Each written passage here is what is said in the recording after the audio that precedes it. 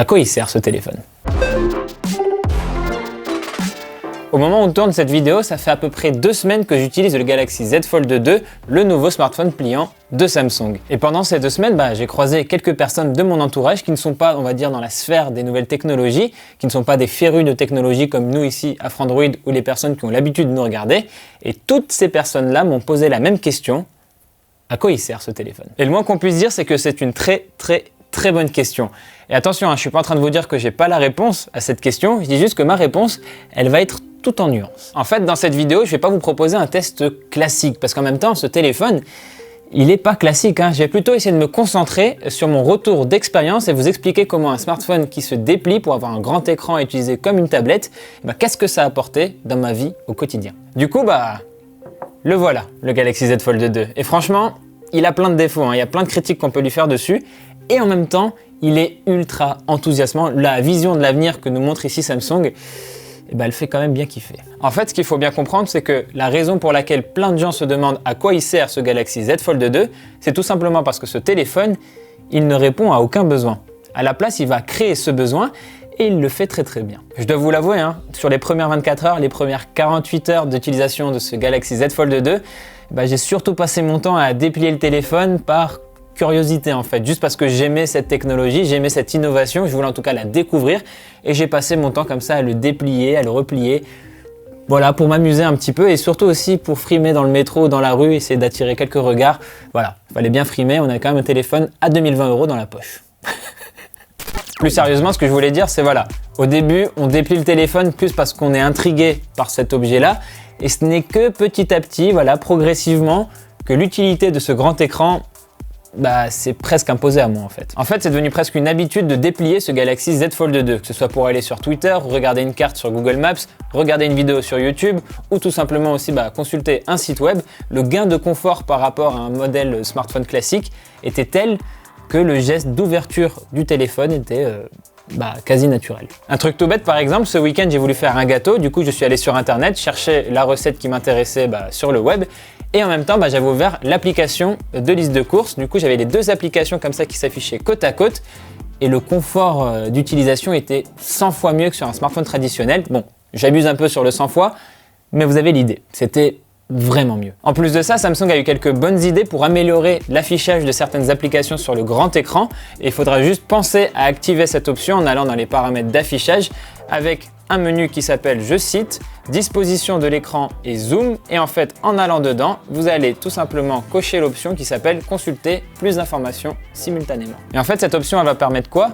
Au lieu d'avoir juste un affichage qui est étendu, presque zoomé on va dire, qui n'est pas très pertinent, on va avoir sur certaines applications juste plus d'éléments qui s'affichent, donc plus d'informations et ça c'est quand même vraiment pratique sur des applications comme Gmail, YouTube Music, YouTube tout court, les applications Samsung et même certaines applications Microsoft. Donc en gros en fait ce Galaxy Z Fold 2 quand il est déplié, il peut plus ou moins se comporter comme une tablette et c'est très bien. Et en même temps, même si c'est vrai, ce grand écran il apporte un vrai plus en termes de confort d'utilisation, ça n'éclipse en rien l'intérêt du petit écran qui lui se trouve à l'extérieur. Parce que ce petit écran en fait vous allez l'utiliser pour vos actions rapides qui mine de rien sont assez nombreuses.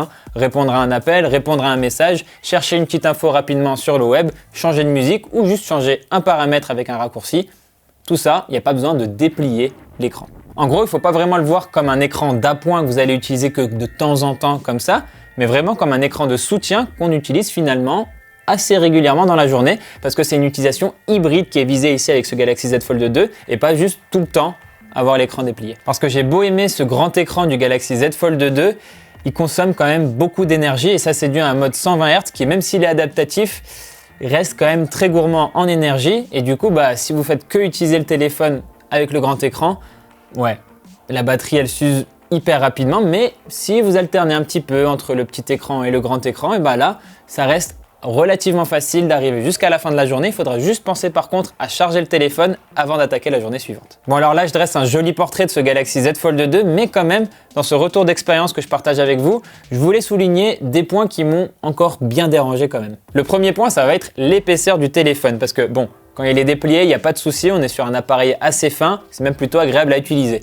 Par contre, quand il est replié, on a l'équivalent quand même de 2 téléphones classiques et ça, c'est quand même bien massif dans la poche. Et en plus de ça, le Galaxy Z Fold 2 il pèse quand même bien lourd avec 279 grammes et là aussi on est largement au-dessus de la moyenne. Un autre point qui m'a un petit peu gêné au cours de cette utilisation du Galaxy Z Fold 2, il concerne l'écran externe. Alors oui, il est largement meilleur que sur la première génération parce qu'ici on a quand même un écran qui occupe une large partie de la surface avant. Par contre, l'écran il reste quand même un petit peu étroit. Et ça, pour taper quelques messages, pour utiliser correctement le clavier tactile, ça peut poser un petit peu souci. Et ce côté très étroit, très allongé de l'écran externe, il dérange aussi sur les vidéos, parce que la plupart des vidéos aujourd'hui sur le web, elles sont en 16 neuvième, voire en 18 neuvième, mais ici on a un écran de 25 neuvième, donc beaucoup plus allongé. Donc si vous voulez regarder une vidéo et qu'elle occupe tout l'écran, va falloir zoomer dedans, et on perd beaucoup de contenu. C'est un petit peu dommage, donc pour les vidéos, je vous recommande quand même d'aller les regarder sur le grand écran. L'autre gros défaut du Galaxy Z Fold 2, c'est le fait qu'il n'a pas de certification IP68. Ça veut dire qu'il n'est pas garanti qu'il résiste à une chute dans une piscine par exemple, ou à une utilisation sous la pluie. Et ça, ce manque de résistance à l'eau, pour un téléphone qui coûte aussi cher, c'est un petit peu dommage et ça effraie, on va dire, un petit peu l'utilisateur. Un autre gros souci sur ce Galaxy Z Fold 2, il va concerner certains bugs logiciels. Alors, comme je l'ai dit, Samsung a eu plein de belles idées pour améliorer l'expérience utilisateur, mais quand même, l'interface est encore soumise à quelques erreurs d'affichage. Par exemple, assez régulièrement, quand on retourne sur l'écran d'accueil, les applications qui sont sur le bureau ne s'affichent pas tout de suite. Et ça, ça gêne un peu. On a aussi certaines applications qui ne fonctionnent pas totalement bien quand on la fait passer du petit écran au grand écran. Et ça aussi, c'est un petit peu dommage, encore une fois, sur un téléphone qui se veut ultra premium. Il y a un autre souci assez gênant et qui concerne cette fois-ci YouTube spécifiquement. En fait, même si je regardais des vidéos sur le grand écran, qui a pourtant une définition Quad HD+, et là, certaines fois, les vidéos, elles étaient limitées à du 720p seulement. Et là, pour régler le souci, j'ai dû supprimer les données de YouTube et relancer l'application à zéro pour régler le problème. Mais pourtant, ce souci s'est quand même manifesté 2 ou 3 fois en 2 semaines. Et enfin, il y a un autre point qui m'a un petit peu agacé, c'est le lecteur d'empreintes. Alors, pourtant, c'est un capteur assez classique, il n'est pas sous l'écran, il est sur le côté du téléphone. Et pourtant, ça lui arrivait régulièrement de ne pas reconnaître mon pouce. Ça peut énerver. Donc voilà, ce Galaxy Z Fold 2, il est très agréable à utiliser au quotidien, il apporte un vrai confort supplémentaire. Mais il ne faut pas perdre de vue qu'il a encore beaucoup de défauts, surtout pour un téléphone à 2000 €. Par contre, la formule est très prometteuse. Comme je l'ai dit, en fait, ce téléphone, il ne répond pas aujourd'hui à un besoin primordial des utilisateurs, mais l'idée de Samsung, c'est qu'à moyen terme, plus ou moins dans quelques années, si le fait de pouvoir déplier un téléphone, ça devienne un critère d'achat primordial pour les consommateurs. Mais pour que ce futur il se réalise, il va falloir que le prix des smartphones pliables diminue pour qu'il soit plus accessible. Aujourd'hui, c'est quand même encore réservé à une certaine élite, en tout cas à un public qui a beaucoup d'argent et qui aime beaucoup la technologie. Donc voilà pour mon retour d'expérience. J'espère que maintenant vous allez voir un petit peu plus clair sur l'utilité de ce Galaxy Z Fold 2. Et comme je vous l'avais dit, on ne peut pas répondre avec un avis tranché à cette question. Tout est dans la nuance. Par contre, maintenant, on va retrouver un ton un petit peu plus classique pour la suite de cette vidéo parce qu'on va s'intéresser à ce que nous réserve ce téléphone sur le plan des caractéristiques. Pour les écrans déjà, on est sur un affichage AMOLED, que ce soit à l'extérieur ou à l'intérieur du Galaxy Z Fold 2.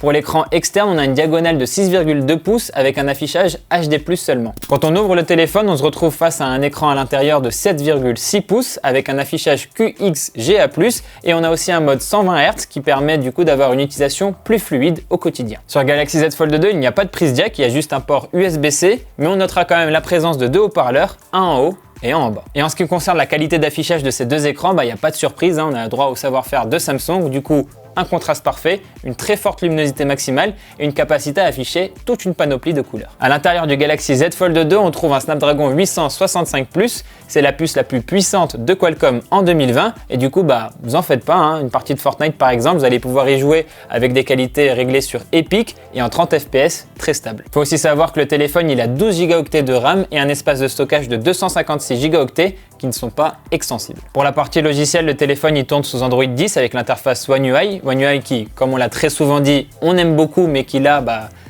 a quelques petits bugs d'affichage malheureusement. On espère en tout cas que Android 11, dont la version stable est sortie tout récemment, pourra améliorer ces petits soucis sur le Galaxy Z Fold 2. Pour la photo, le module arrière il a 3 capteurs, un capteur principal de 12 mégapixels, un ultra grand angle de 12 mégapixels et un téléobjectif x2 de 12 mégapixels.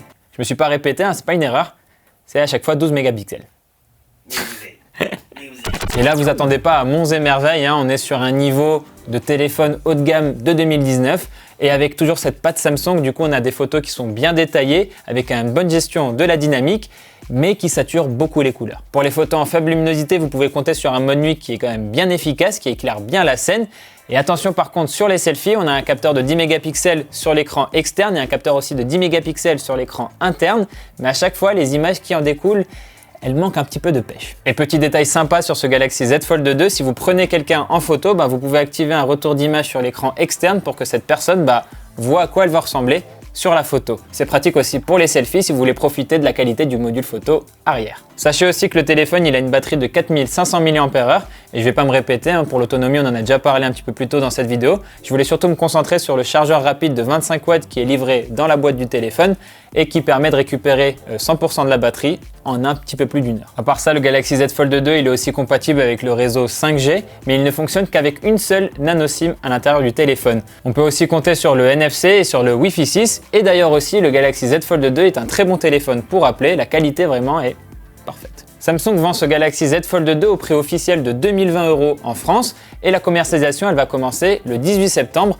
mais ceux qui ont précommandé le téléphone normalement ont déjà reçu l'appareil. Et il y a deux coloris qui sont proposés, on a ici ce magnifique coloris bronze avec un vert mat, vraiment du plus bel effet, et on a une version noire avec un vert glossy, un petit peu plus classique. Voilà, c'est tout pour cette vidéo, merci de l'avoir regardé jusqu'au bout, n'hésitez pas à vous abonner à notre chaîne YouTube, et sachez aussi qu'on vous a mis dans la description les liens pour trouver ce Galaxy Z Fold 2 au meilleur prix, sinon vous pouvez nous retrouver sur tous les réseaux sociaux, Instagram, Twitter, Facebook pour ne citer que. Quant à moi je vous dis à très bientôt dans une prochaine vidéo sur Frandroid.